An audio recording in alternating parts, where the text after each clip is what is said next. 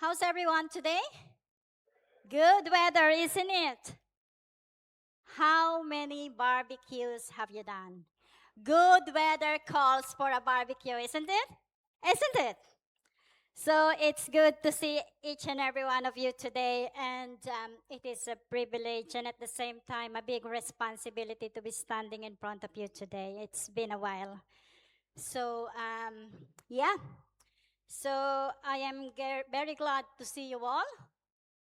Are you glad to be in the house of the Lord this morning? Amen. So this morning we will be concluding our Set Apart series. In the last few weeks, we have tackled what you call this, few topics. And today we are going to look at Set Apart for the Journey, which is our text is found in Philippians chapter 3. We're going to read on verses 3 to from verses 12 to 21.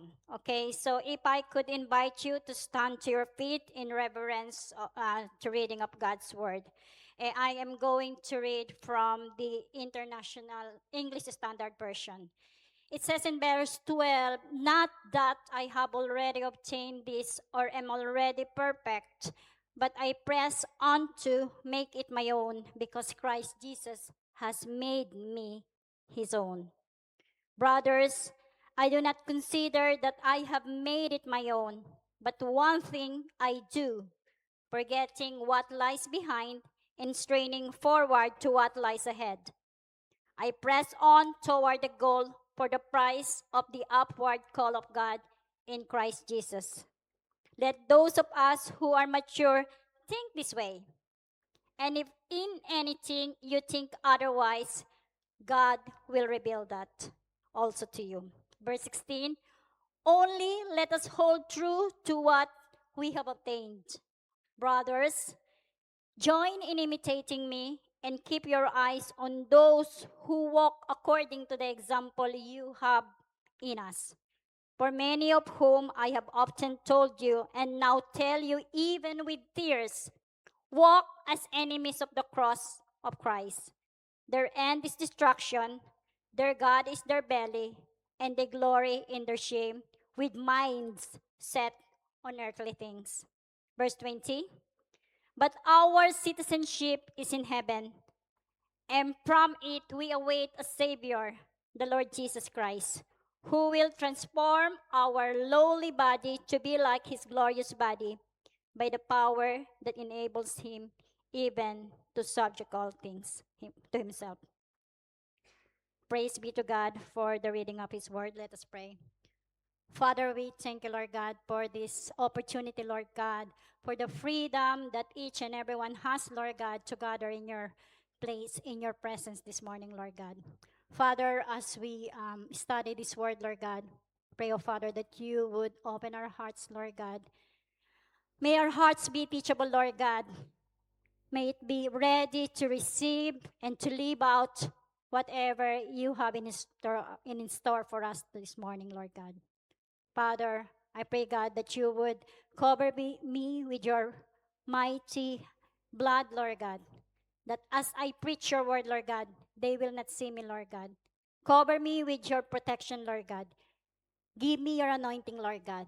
This is my prayer. In the name of your Son, Jesus, I pray. Amen. So, as I said, our topic today is set apart for the journey. The big idea is growing in Christ is a lifelong journey. Would you agree? Growing in Christ as we walk our Christian life, it is not a one-time event. It is a lifelong journey. And if we hear of the word journey, every journey has a destination. Whether you are traveling, whether you are going across the country, whether you are pursuing a degree, building a career, or raising a family, the destination shapes the decision we make along the way. Am I right in saying that?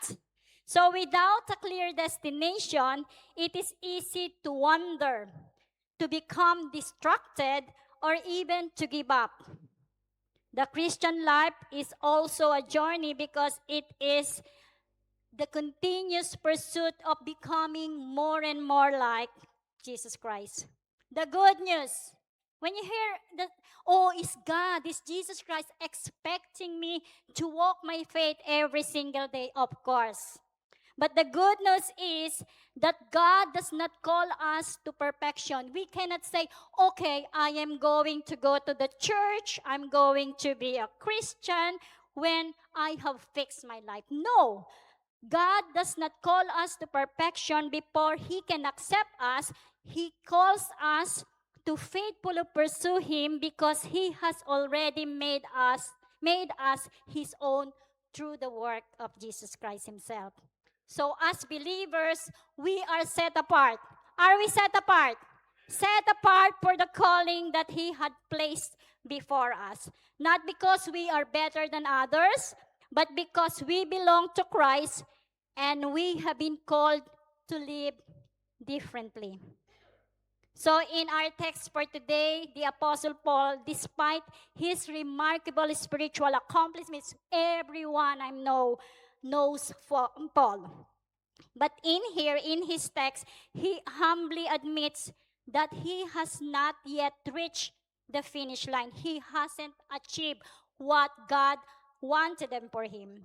Instead of looking back at his past successes and failures, he presses forward with determination. And that is uh, our aim. That is our goal as a Christian as we walk faithfully day by day, one day at a time. That is our goal, to fix our eyes on Jesus, the perfecter and the finisher of our faith. Amen? So let us be reminded that our aim is focused on the eternal, not the temporary things that the world is offering us. Amen? So through this passage, Paul reminds us that being set apart is not about isolation from the world. Oh, I'm a Christian. I was called to be set apart. Therefore, I am not befriending you. I am not going with you because you are enemies of Christ. It doesn't work like that. So it doesn't mean that when we are set apart, it doesn't mean that we will avoid the people that are not that hasn't received Christ. It doesn't mean like that. So while the world measures success by possession, popularity, and personal achievement, God's people are called to live with a different perspective. And as I said, it is a perspective that heading towards the eternal perspective. Because it says in our text earlier on, our true citizenship is in heaven. Our hope is in Christ, and our goal is to reflect Jesus every day of our lives until the day He returns. So as we study this passage today, my hope and prayer is that we will take home with us today some nuggets of information that is not only applicable today because we're in the church, but this information we will take home with us today, and hopefully as we walk through our faith day by day, we will apply it and we will then pursue what God is calling us to do. Amen? So, how can we be set apart for the journey that God has set before us? How? How do you think? So, as we said, it is a lifetime journey. So, being set apart is not easy. To be set apart to this world that is so noisy, that is dark, that is, there's so much distraction, we need to be reminded that our spiritual growth is an ongoing process, which is found in verses 12 to 13a. Spiritual growth is an ongoing process. It says there in verse 12, not that I have already obtained this or am already perfect, but I press on to make it my own because Christ Jesus has made me His own. Brothers, so obviously this this epistle of Paul is addressed to the people of Philippi. So, brothers, so basically he's speaking to Christians like you and I today. I do not consider that I have made it my own, but one thing I do, forgetting what lies behind and straining forward to what lies ahead. So if we go back, if we go back few verses prior to this, if we look back in verses 7 and 8, Philippians chapter 3, it says there, but whatever, this is Paul now talking about himself. It says there, but whatever were gains to me, I now consider loss for the sake of Christ. What is more, I consider everything a loss because of the surpassing worth of knowing Christ Jesus my Lord, for whose sake I have lost all things. I consider them garbage that I may gain Christ. This is Paul, rich, he knows the law, he has so many accomplishments, but then he said here, everything that he has gained, he considered it garbage because of the aim, his desire that everything that he has, whatever accomplishment, whatever fame, whatever riches or treasure in this earth, will not ever compare to the opportunity of knowing Jesus Christ himself. I hope one day we can say that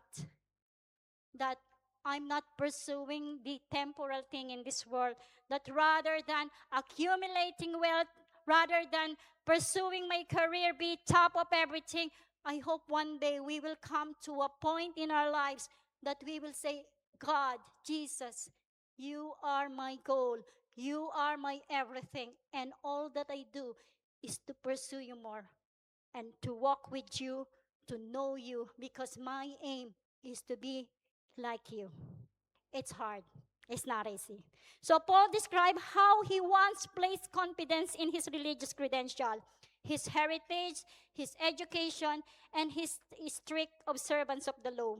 He now considered those things insignificant compared with knowing Christ. Paul admits he has not yet reached. He hasn't reached or he hasn't attained the perfection yet. And I'm sure none of us will be ever attain the perfection. It's only when we meet God face to face in heaven. Amen? So like the Apostle Paul, it is good to be reminded that being set apart begins with humility.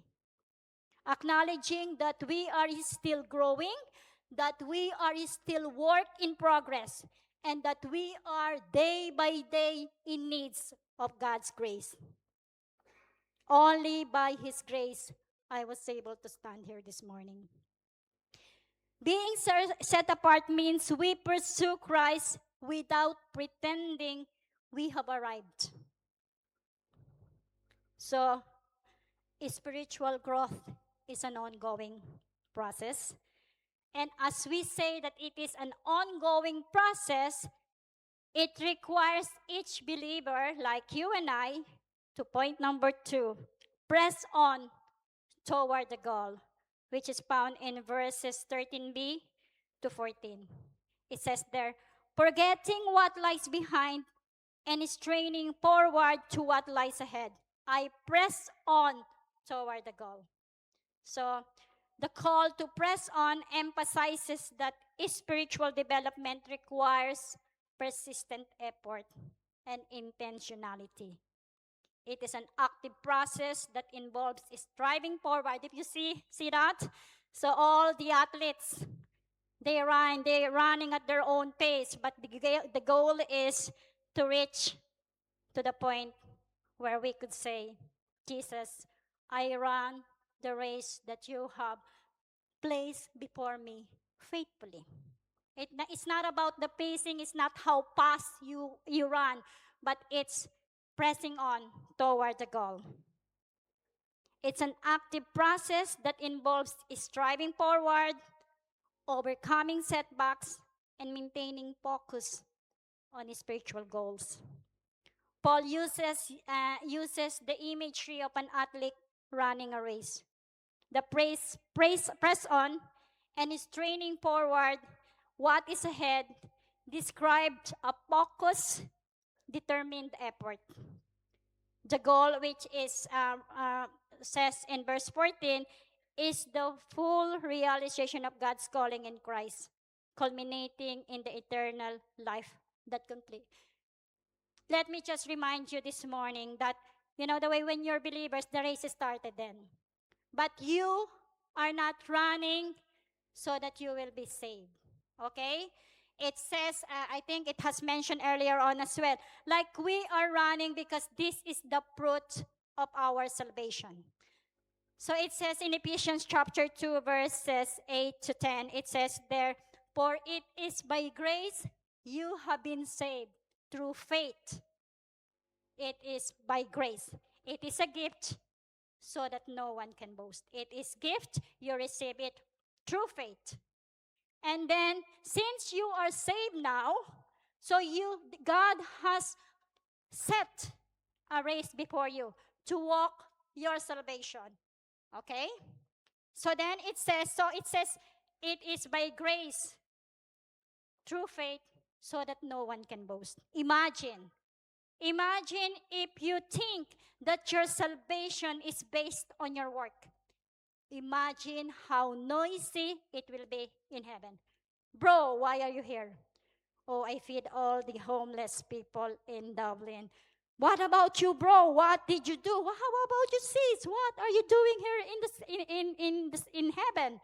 Oh, you know what? I did a lot. I sent all students in our community into scholarship. Imagine how noisy heaven would be. So it says there, it says here, this is NLT, for we are God's masterpiece.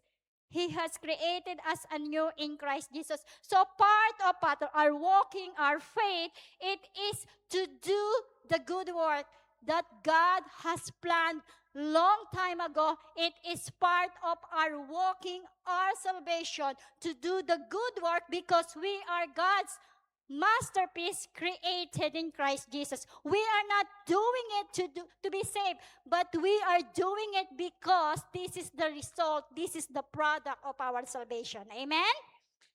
So, the Christian journey is much like, so you race.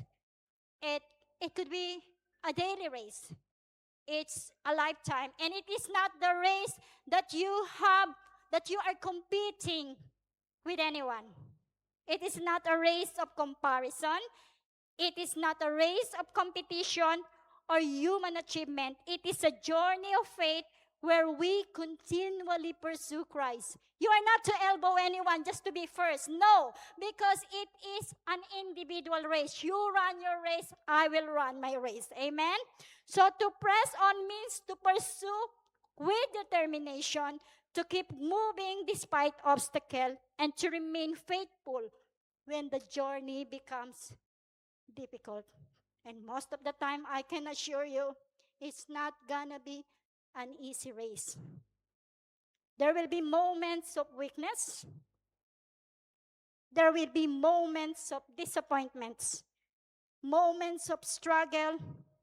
But the believer who is focused on Christ does not give up. We press on. We press on toward the goal. Our strength comes from knowing that the one who called us will be the one who's going to sustain us as well. So then, verse 14 challenges us to, what is the goal that is guiding my lives? What is the goal that is guiding our lives or your life? What are you pressing on? Are you pursuing temporary achievements? Or are you faithfully pursuing the eternal prize found in Jesus Christ alone? So pressing on requires leaving the past behind. Sometimes it's hard to run the race when you are carrying a lot of baggages from the past. We cannot move forward while being controlled by yesterday. I heard of a man and he was preparing to leave for a long journey. So he packed everything his clothes, he will be gone for a week. He put his foods, drinks, and everything. But before he left, so he had prepared everything that he thinks is enough for a 1 week journey. But before he left, he glanced at the little corner in his room and he picked up a heavy suitcase filled with stones. Each stone had a label. Number one, the mistake I cannot forgive myself for. Second stone, the person I hurt. Third stone, the words someone spoke over me and still wound me at this very moment. Another stone cell, the opportunity I lost. And then another, the version of myself I wish I could get back to. As he walked, the suitcase became heavier and heavier. Other travelers moved ahead, but he struggled to keep going. Finally, someone asked him, "Why are you carrying all of that?" He replied, "These stones are part of my story. I cannot just leave them behind." The person looked at him and said, "Your past may be part of your story, but it was never meant to be your burden." Slowly, the man opened the suitcase. He realized he had been carrying things that were already forgiven, things he could no longer change, and things God had already redeemed. He placed the stone down and discovered he can walk freely again. He can walk light. He can walk the race that God has placed before him because the load will be easier. Sometimes we're like that. Sometimes we say we know we're forgiven, but then we always look back at our past. Oh, I cannot pass. I'm an alcoholic. We say that. I am a battered child. Well, in fact, you were freed long time ago. It's just that you don't want to acknowledge the new identity that Christ has given you. Panias may seem, somehow or somewhat, we represent this man. We carrying the heavy loads, the guilt, the burden, the hurt. Yes, I forgive her, but then I cannot forget what she said to me. Can you relate? Oh, yeah, I forgave you. But I won't forget the thing that you have done when I needed you most. The call to forget what is behind is deliberate act of releasing guilt, releasing shame, and releasing whatever regret we might have on the past. It is not about not allowing the past to imprison us emotionally or spiritually, but instead choosing to focus on the future God has for us. If I could remember one, people in the Bible who is good, who has, who's good at forgetting the past, it would be Joseph. The life of Joseph was so encouraging. Remember, um, his father made him a colorful robe, and then his brother got jealous, ended up to be he's thrown in the pit, and then from being in the pit, he was sold to slavery in Egypt. Then he landed into the house of Pharaoh, and then the way sometimes when it rains, it pours, isn't it? When the challenges, when, something happens to us, it kept on coming. You're not finished with one, and then another come. The next is another one. So he ended up in the house of Pharaoh. He was doing well in every struggles that is happening, every challenges in his life. He always remembered God. And then came to a point that the Pharaoh's wife accused him of, adultery, that he wanted to rape her, ended up in a prison. He served his prison, and then in the prison, he met the baker and the butler. He interpreted dream, and then he said, when you got out, when you set free, remember me so that I could be freed as well. Lo and below, the butler and the baker had, was freed. He was left in the prison, but then they forgot about him. So long story short, he rise up because he is always focused on God. He is not imprisoned by the bad things by his past. He wasn't imprisoned, but he continued to pursue God. And then one day he became the second highest in Egypt, to the point that he has to meet his brothers who sold him. But then what happened? Instead of, you know, uh, remorse, what did he say? If we look at Genesis chapter 50, verse 20, he says to his brother, he wasn't angry, he wasn't rebellious, but he said to his brother, you intended to harm me, but God intended it for good, so that the good which is happening now can be accomplished, which is the saving of many lives. Despite of the many challenges, the heartbreaks, he continued to pursue, to run the race that God has set before him. That is being faithful to the race that God has set before him. What about us? Are we pressing on? So pressing on requires fixing our eyes on Christ. Jesus is the focus and the reason for our journey. Pressing on requires faithfulness until the finish. Sometimes when you go to the race, you are full of passion, full of energy at the beginning.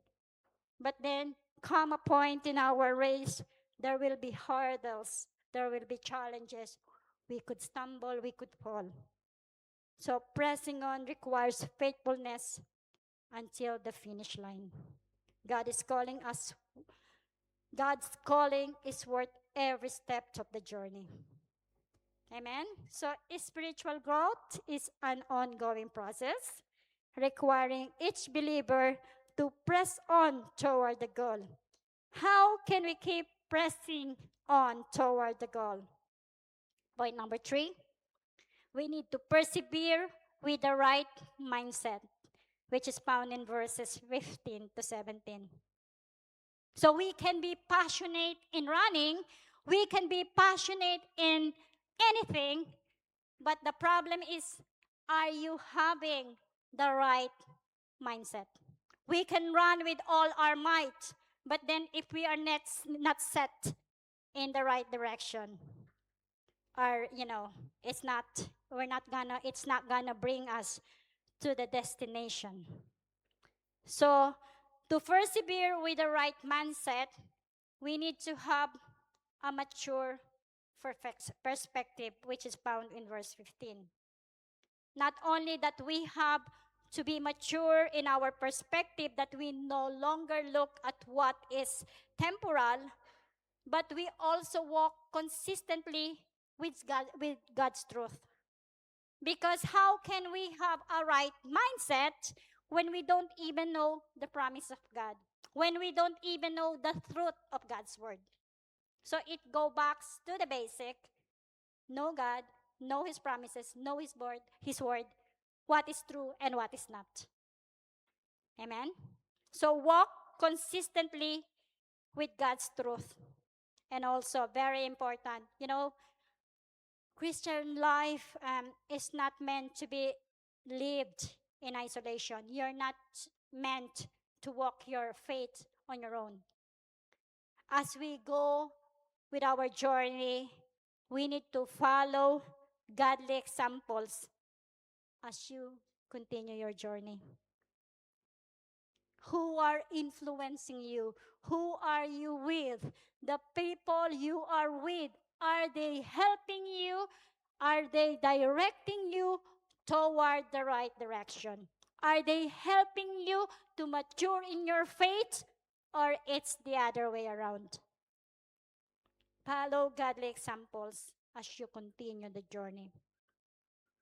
Pressing on isn't only about determination, it's about maintaining a mature mindset and a faithful work. No matter how hard it is, just continue fixing your eyes in Jesus. Point number 4, live as citizens of heaven. It says in verse 20, but our citizenship is in heaven, and from it we await a Savior, the Lord Jesus Christ, who will transform our lowly body to be like his glorious body. What's the truth over that verse? Live as citizens of heaven. Imagine if you go for a week holiday in, say, like Turkey, and you are staying in a hotel. I hope you are not decorating the hotel as if you will be living there forever. Yeah? Same, living in this earth. We could have a very beautiful house, but the sad thing is we cannot take the house when we die. We live in this world, but we belong to Christ. Our future hope influences our present choices. Do you agree? So our future hope influences our present future. If we are so determined that life is only when we are here on earth, where is our destination? What would be our choices today? Christ will ultimately transform and restore all things. Because our citizenship is in heaven, we live with hope instead of fear. We serve with purpose instead of selfish ambition. We endure because we know where the journey ends. We will have the endurance to press on. We will acknowledge, we will be humble enough to say to ourselves, I'm a work in progress. My spiritual growth is an ongoing process. It might be slow. I cannot compare it to someone else's walk or race, but I'm getting there. I'm getting there. I am a work in progress, and I ask God to fill me, to sustain me every step of the way. In conclusion, I just wanted to, before I go to conclusion, I just wanted to, sometimes it's, we thought, I'm standing here, I was able to share God's word, but sometimes maybe you think, oh, she's so strong. She's running her race very well, but just like I haven't arrived, I haven't even near to where God wanted me to be. I haven't arrived, and I am very, very far from where God's want to be. I wanted to just share a couple of, sometime in May, I went home to the Philippines. I was home for 17 days. You know, when you go to holiday, you were it's so exciting, right? Especially if you haven't been home for 3 years. It is one of the exciting things in someone's life when you're working abroad for so many years, haven't been home. You know, this anticipation that you will get to see your country, you'll get to see your siblings and things like that. But my going home last May is completely a different story. It wasn't planned. Need to go home because my father was sick. So I spent 17 days in the Philippines, and out of that 17 days, 11 days of them were spent in the hospital. I slept 11 days in the hospital. Left here May 18, was in the Philippines by 2 a.m. in the morning, had a sleep by 11 o'clock in the morning. I went to the hospital. My father is in critical care. I was just to compare, the walk that I have been walking, the race that I have been racing, doing, one day at a time. So he was so sick to the point that I thought one night, I remember I was texting Pastor J.R. and Nin one night, I think I was over a week there already, thought that that night would be the day or the night my father will pass away, was holding his hand. On my first day of my visit there, I prayed, we prayed, he prayed the prayer of repentance and, confession. So in that case, I was so relieved that whatever happened to my dad, he will be going to eternity. And that is the beauty of fixing our eyes on eternity, that no matter if our loved ones passed away, we know that they'll be in heaven, and that someday soon we will meet them, you know. So then he prayed the confession of, and the repentance, and I was glad, and I was with Howard. We were in the video. So, but praise God, even though there's so many, medical conditions, he's been sick, it's so expensive, he managed to, to bounce back, because he's a fighter all the time. He's been a fighter ever since. So he got well. But the day he spent nearly a month in the hospital. But the day before he got discharged, my brother, who is our youngest, 41-year-old, had a mini stroke. So basically what happened was, my dad was going out of the hospital, being discharged to the hospital, and just my brother came in. So had his CT, had his everything, and then he was, they found a growth, a mass at the back of his nasopharyngeal area. So turned out that the symptoms of it mimics the symptoms of the stroke, because he has left-sided weakness, couldn't lift his arm, his eyes is having double vision. So it mimics 100% mimics the stroke. Had a CT brain, and that found out. So then he has to have his biopsy, and then I came back to Ireland June 4. I was here, but my heart is still in the Philippines, because my brother is still recovering from his sickness, long-time admission to the hospital. My brother is, having difficulty of breathing. He now feel the symptoms of the mass pressing on his nerve. Couldn't breathe, couldn't eat. His swallowing is now impaired. We waited 3 weeks for his biopsy report. Until, the way when you're waiting and you don't know what lies ahead. When when a doctor said to you, it is very suspicious of malignancy, he couldn't settle, and I couldn't settle myself. When you're in a medical field, you always I didn't Google. For the first time, I couldn't Google. Because I don't want to know. There is this part of me that I don't want to know the diagnosis. Went home, and then there was this 3 weeks we have to wait for the biopsy. Then there is this one Friday afternoon. I was tired. I couldn't bear the thought of, if my phone rings and I could see a text. I chose not to read the text coming from our group chat in the Philippines, because I was so afraid. I would literally avoid reading it. I continued to go to work, because work is my distraction. I was worse when I was at home, because I'm thinking of many, many things.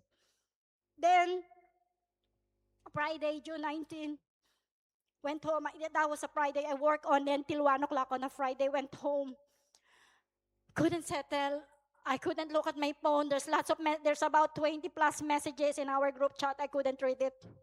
Then I was meditating, reading the Bible, praying. And then I come across this preaching. This is about this woman. This preacher was saying, when your kids are young, you would like, as a mom, you would like to hug them, show them that, make them feel that you love them. But then when they are about 12 up, they don't even want you to touch or hug them. And then she was saying that she hugged her 13-year-old, saying that, and then the 13-year-old is kind of elbowing her, said, "Mommy, stop, don't hug me." And then she ended there, said, "No, even though you don't want me to hug you, I will still hug you, because I wanted you to feel that I love you. That no matter what happened, I will still love you, even though you're not a baby, even though you're 20 plus years old, I will hug you, because that is my way of expressing your love." And then, all of a sudden, he said, "Have you felt God's embrace?" She said in her preaching. And then she said, the first hug of God to the people who sinned against him, that he has to take action, because the world is full of sin, that he has, being a loving God, he is a just God as well. So he said he is going to pour flood flood, rain for 40 days and 40 nights until all the people will die except for one family, the family of Noah. And then so hold and below, he instructed Noah, you have to build this ark. Very specific. This is what the animals you are going to bring. Bring all your family. And then she said in her preaching, after the flood, which takes long months, God sent his first embrace to the humanity by sending a rainbow in heaven, saying that when you see a rainbow, you will remember my promise that I will never again flood the earth that will cause humanity to die. And then I prayed. This was 6:30 in the evening. I prayed, God, I wanted to feel your embrace right now. I'm weak. I have no energy. I cannot carry on with this race. Fell asleep. Got up at 9:30. Somehow I felt light. Somehow it is easy. There is this peace. There is this calmness that I don't know where it's come from. Maybe it's because of the 2 hours rest or so. For some reason, I don't know. Went to our washing room and found a carton of an empty juice. Took it, went out to throw the empty carton. I look at the sky and see a rainbow. That is the rainbow I saw. I took a picture of it. This was taken 9:45 at night on June 19. And then I went upstairs and cried and I said, God, forgive me. You were always there. The rainbow is not a coincidence, but it is a reminder. You may be going through tough times, but I still here. I'm sitting on the throne. I am in control. This is my promise. Hold on to my promise. But what about us? You know, sometimes we run different races. Sometimes we don't even want to appear in the truck. In the truck, running truck, you know, sometimes you feel like, I don't want to show up. I'm tired. I'm having this financial problem. I'm having this the people at work is bullying me. I have a children who is sick in the Philippines. We have so many things going on in our lives, so many burdens that we're carrying like me. I thought I was running my race very well, but not. I didn't look at the past. But that very moment, I was carrying all the loads of today that I couldn't pass through tomorrow. But then God says, you know, if you hope in the Lord, you will soar like eagle. You will walk and not be pained, because it is not your strength that will carry you through. It is God himself. So, you know, it's not easy. It's not an easy road for each one of us. It's not an easy race. But we have to be reminded that since we are a Christian, we are believers, we are not walking to be victorious. We are walking from the position of victory because God had already done it. Remember Joshua? Remember the big wall of Jericho? But he was able to conquer it. Not himself, but it's God. The Jericho itself he cannot penetrate it because it was so high and it was solid. Sometimes when we walk, it says in our text earlier, press toward the goal. Am I pressing toward the goal?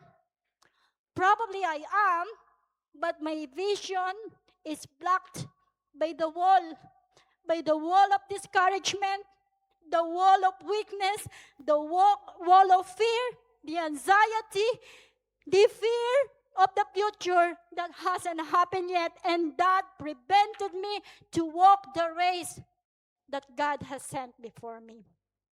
Set apart for the journey. The Christian life is marked by growth. We are becoming who God created us to be. Christian life is a pursuit. We press toward Christ and His calling for eternity. And we live with hope. We live with our eyes fixed on Jesus. Main idea, growing in Christ is a lifelong journey. Can I invite the worship team as we sing a song and maybe pray and, ask God.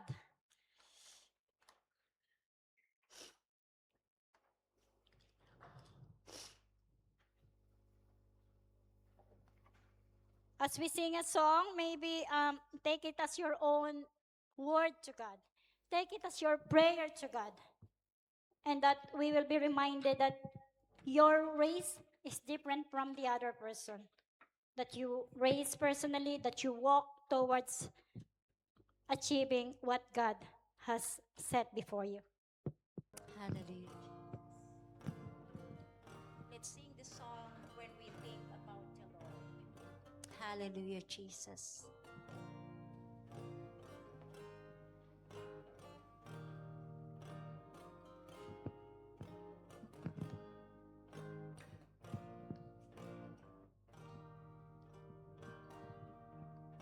When I think about the Lord, how He saved me, how He raised me, how He filled me with the Holy Ghost, how He healed me to the uttermost. When I think about the Lord, how He picked me up, turned me around, and He placed my feet on solid ground.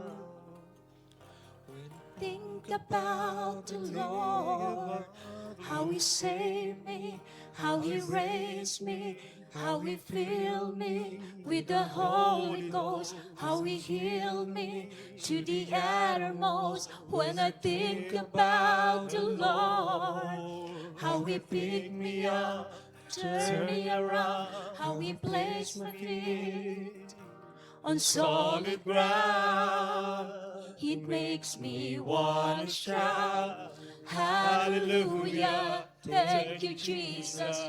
Lord, you're worthy of all the glory and all the honor and all the praise. It makes me want to shout, hallelujah, thank you, Jesus. Lord, you're worthy of all the glory and all the honor and all the praise. When I think about the Lord,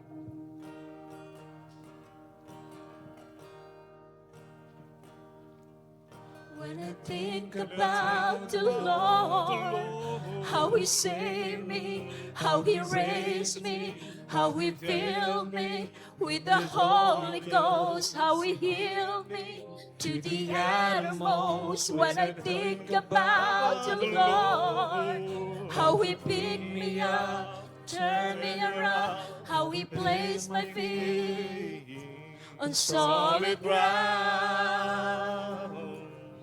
When I think about the Lord, how He saved me, how He raised me, how He filled me with the Holy Ghost, how He healed me to the uttermost. When I think about the Lord, how He picked me up, turned me around, how He placed my feet on solid ground, it makes me want to shout, hallelujah, thank you, Jesus.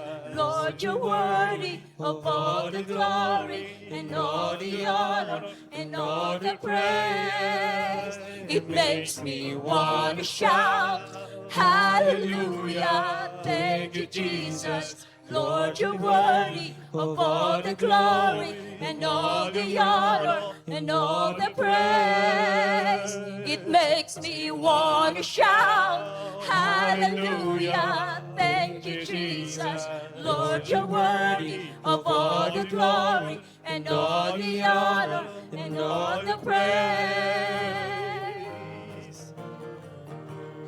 Hallelujah. Thank you, Jesus. Lord Jesus. All the glory and all the honor and all the praise makes me wanna cry. Hallelujah. Thank you, Jesus. Lord, you're worthy of all the glory and all the honor and all the praise. Shout, hallelujah. Thank you, Jesus. Lord, you're worthy of all the glory and all the honor and all the praise. Let's one more time. Wanna shout, hallelujah. Thank you, Jesus. Lord, you're worthy of all the glory, of all the honor and all the praise. Amen. Hallelujah, Jesus. When you look at the lyrics there, when I think, can we flash it there? When we think about the Lord, if we can flash it there again. So when I think about the Lord, how He saved me, how He raised me, how He filled me with the Holy Ghost, how He healed me to the uttermost. You know, our text today says, we forget the past.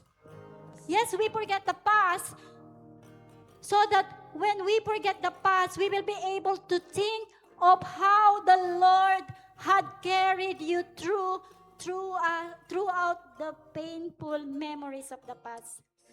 When I think about the Lord, how He saved me, how He raised me, how He filled me with the Holy Ghost, you know, it'll be easy to run the race when we have the attitude of humility, the gratitude, that whatever come my way, it says there, you build me up, you turn me around, you put my feet on solid ground. When our feet is pounded in the solid ground of God, we will be able to walk the race or to run the race with endurance, with right mindset. We will be able to acknowledge that we all haven't arrived to the place where God wants us to be. But praise be to God, we are not in the position where we used to be. We might be slow in achieving what God has put upon us, but then rest assured that you are a work in progress, and little by little, with the right mindset, pressing on toward the goal, acknowledging that we need God, we need His grace to be able to be faithfully walking the race that He had set upon us. Father, I thank you, Lord God, for today. I thank you, Lord God, that through our personal testimonies, our personal challenges, sickness, problems, relationship, Lord God, Lord, you know them all. And you are still sitting on the throne. And we will always think about what you have done, how you save us, how you healed us to the uttermost, how you pick me up and turn us around and put our feet on a solid ground. Father, today, Lord God, we chose to look upon you. We chose to put our faith in your finished work, because we are going to appropriate the victory that you have done for each and every one of us. Thank you, Jesus. This is my prayer in your name. Amen and amen.